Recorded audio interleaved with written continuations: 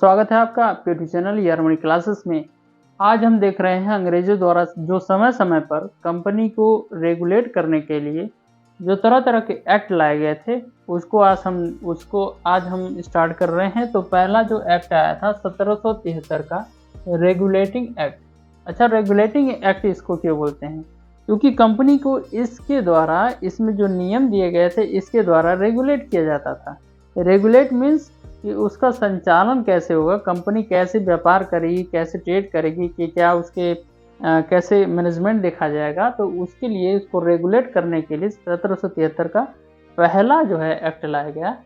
इसके पहले कोई एक्ट नहीं आया था, इसीलिए इसको प्रथम एक्ट भी बोलते हैं। ये भी क्वेश्चन पूछा जा सकता है, तो वो उसका आंसर होगा 1773। अच्छा, पहला इसमें जो इम्पोर्टेंट बात याद रखने वाली चीज़ है कि बंगाल का प्रथम गवर्नर जनरल कौन था? तो वारेन हेस्टिंग्स था। ये क्वेश्चन जो है बहुत ही हीटेड क्वेश्चन है और ये स्टेटमेंट के फॉर्म में भी पूछा सकता है कि 1773 रेगुलेटिंग एक्ट के बारे में निम्नलिखित में से कथनों पर विचार कीजिए। इस तरह से क्वेश्चन बन रहे हैं, पीसीएस में भी आजकल बन रहा है स्टेटमेंट बेस्ड। तो बंगाल का प्रथम गवर्नर जनरल वारेन हेस्टिंग्स था। यहाँ पे जो है बदला जा सकता है। आप इस बात को ध्यान रखिएगा कि बंगाल का जब पूछा जाए तो आंसर आपका वारेन हेस्टिंग्स होगा। और अगर यही बंगाल की जगह अगर भारत लिख देता है तो क्या होगा? आप कमेंट करके बताइएगा। उसका जो है 1833 में एक एक्ट आया था, उसके द्वारा जो है इसका बंगाल का गवर्नर जनरल का नाम बदल करके भारत का कर दिया गया। और वो कौन था? तो वो था आपका जो है विलियम बेंटिक। William Bentinck. अच्छा, विलियम बेंटिक के समय में ही 1829 में जो है आपका सती प्रथा का अंत हुआ था। सती प्रथा का जो समापन विलियम बेंटिक के काल में ही हुआ था 1829 में। 1833 में जो है भारत का जो है प्रथम गवर्नर जनरल बनाया गया था विलियम बेंटिक को। दूसरी बात यह थी कि 4 सदस्यीय कार्यकारिणी परिषद का गठन किया गया। कार्यकारिणी परिषद मतलब जो गवर्नर, जैसे हमारे पीएम होते हैं चाहे मंत्री होते हैं, तो उनकी सहायता के लिए जो काउंसिल ऑफ मिनिस्टर है या जो एक्ट बना, जैसे पार्लियामेंट में कोई एक्ट बनता है तो एमपी एमएलए होते हैं, तो उसी तरह से 4 सदस्यों का एक कार्यकारिणी गठन किया गया, एक ग्रुप बनाया गया जो कि गवर्नर जनरल को कोई रूल रेगुलेशन बनाने में हेल्प करता था।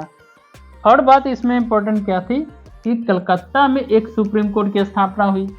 कलकत्ता में एक सुप्रीम कोर्ट की स्थापना हुई और उसकी जो मुख्य न्यायाधीश थी, पहली तो सर एलिजा इम्पे को बनाया गया और 3 जजों को और अपॉइंट किया गया। तो कुल जजों की संख्या कितनी थी? 4 थी। ये भी क्वेश्चन अभी तक पूछा नहीं गया है, लेकिन आगे आने वाले एग्जाम में पूछा जा सकता है।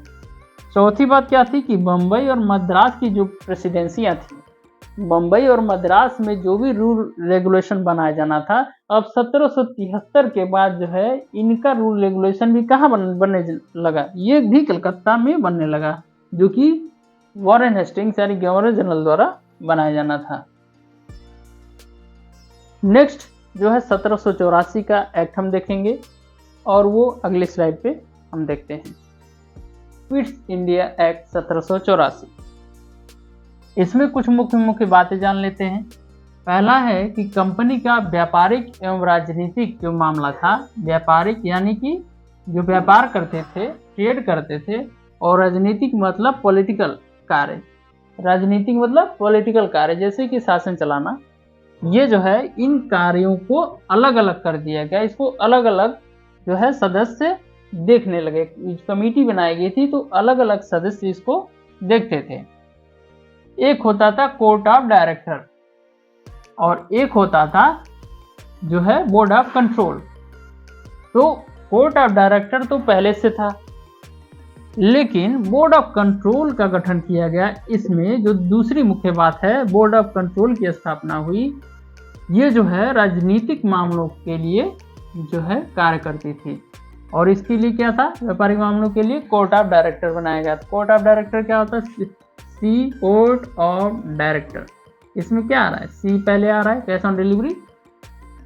तो कमर्शियल जो है कमर्शियल कार्य, जो है ये था सी से कमर्शियल, सी से कोर्ट ऑफ डायरेक्टर। आप याद कर सकते हैं किसके कौन के लिए। सी से आप कमर्शियल से याद रखेंगे, सी से कमर्शियल यानी व्यापारिक मामला। और control, control board of control, board of control, control को किसको करना है, पॉलिटिकल राजनीतिक मामलों को। तो इस तरह से आप रिलेट करके याद कर सकते हैं कि कौन किसके लिए था।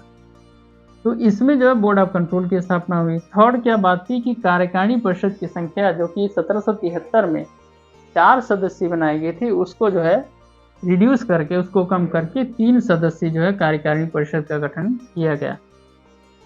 तो यह है 1784 का जो है आपका एक्ट है। और भी एक्ट हैं जो 1813 हैं। 1800 इसके बाद 1813 आएगा, 1833 आएगा, 1853 आएगा, फिर 1909 आएगा, फिर 1919 आएगा। इस तरह से आपके सारे एक्ट कंप्लीट कराऊंगा। तो इसको आप नोट कर लीजिए और इसको नोट्स भी बना सकते हैं। ये एकदम क्रिस्प नॉलेज है, इससे बाहर जाएगा भी नहीं, और जाएगा तो बहुत कम लोग उसको अटेम्प्ट कर पाएंगे।